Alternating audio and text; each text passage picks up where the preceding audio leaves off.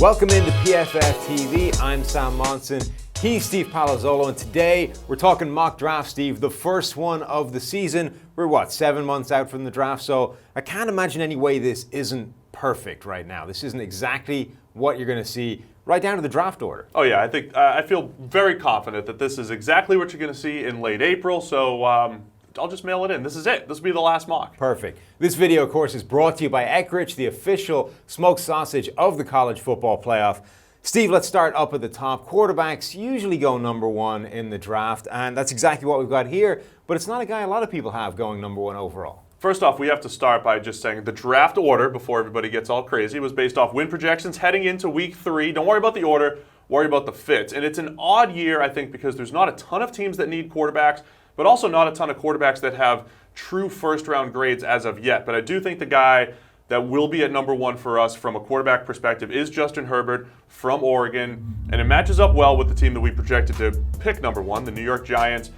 They passed on a quarterback last year, of course. They'd go with Saquon Barkley over Sam Darnold, over Josh Rosen, over Josh Allen. I think they have a chance to redeem themselves with Herbert, who has the arm, athleticism, and accuracy. Most importantly, the accuracy. He's not just an athletic projection. We saw it the other night against Stanford. He was fantastic in that game, even though Oregon lost.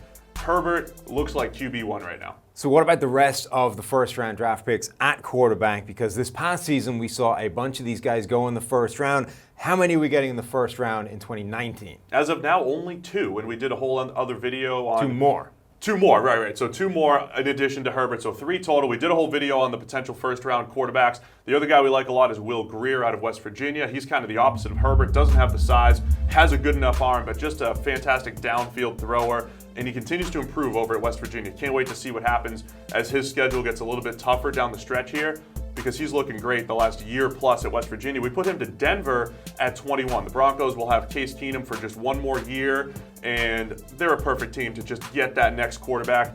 And then Dwayne Haskins from Ohio State, a guy that emerged this year, a pure pocket passer for Ohio State, has the zip, touch, accuracy to go in the first round. Another guy, I want to see what he does as the schedule gets a little bit tougher.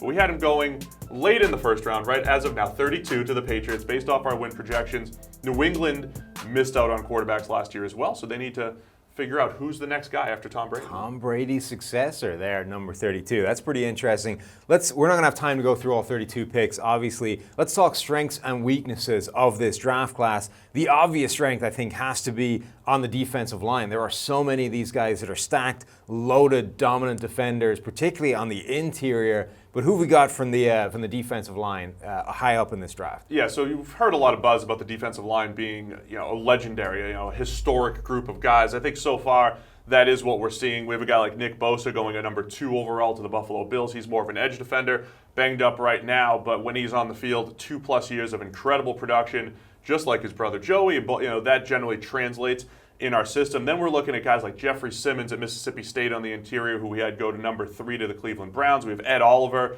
from Houston going number 8 to the Seattle Seahawks. Oliver, our buddy, who we used to have with the little horse. We should bring the horse in over here. Ed has been getting better at getting after the passer. That was the big question mark for him coming into the season. Outstanding run defender, a little undersized. But then you have guys like Dexter Lawrence, not undersized, 340 pounds. He can rush the passer. He could play the run. Draymond Jones from Ohio State. We have Quinnen Williams from Alabama. These guys are interior disruptors, and they're just getting better and better. Draymond Jones and Quinnen Williams, both guys, emerge this year as breakout players that I think we're going to see in that first-round mix come April. Whew, man, I'm stuffed. Me too. Man, I think I could have taken you back in the day. Taking me where? What are you, 140? Maybe. I had some game. You're talking about flag football, right? Nope. Paper. I'd whip your tail in paper football. You carry around a paper football? Every day. I don't leave home without it. Kick it off, big boy. You're on. Eckrich. Get Saturday done right.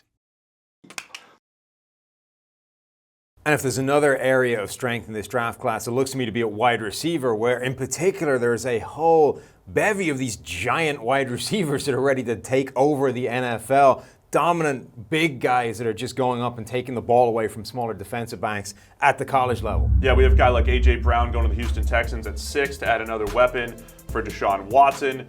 We have J.J. Arcega-Whiteside. We just saw him against Oregon just dominate. He gets in the end zone, just straight post up like a power forward. Yeah. We have him going to Washington Redskins to give Alex Smith some help. And N'Keal Harry going to the San Francisco 49ers at 13, another monster who can create after the catch. And then you have speed guys in there too, like Marquise Brown going at number 9 to the New York Jets to help out Sam Darnold. So there are different style receivers, but definitely one of these classes that leans a little bit more heavily on those big guys like Harry, like Arcega-Whiteside, like A.J. Brown. So if you're looking for defensive line help, wide receiver help, this is a good draft to have. What about the weaknesses, Steve? Where are the problem areas in this draft? If you've got a position that needs filling, what does it not want to be? I'm still looking for more cornerbacks and tackles to emerge. I think the cornerbacks at the top, Greedy Williams from LSU, DeAndre Baker from Georgia, we have both of those guys going in the top 5. They're good. I feel good about those guys. Beyond that, Amani Oruwariye from Penn State's the only other guy we have projected in the first round as of right now. I need a few more corners to emerge. Again, the more work we do on our end of PFF, the importance of coverage players.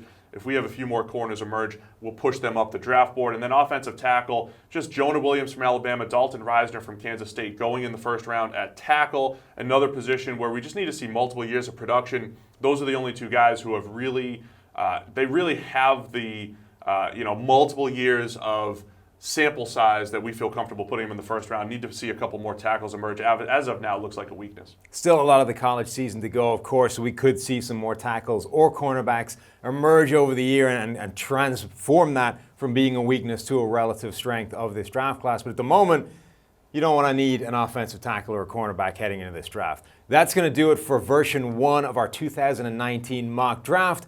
That wraps it up for us today. Don't forget to pick up Eckrich smoked sausage at your local grocery store for this weekend's tailgate or homegate party. And make sure to visit eckrich.football.com for great game day recipes and to enter the season-long $1 Million Challenge.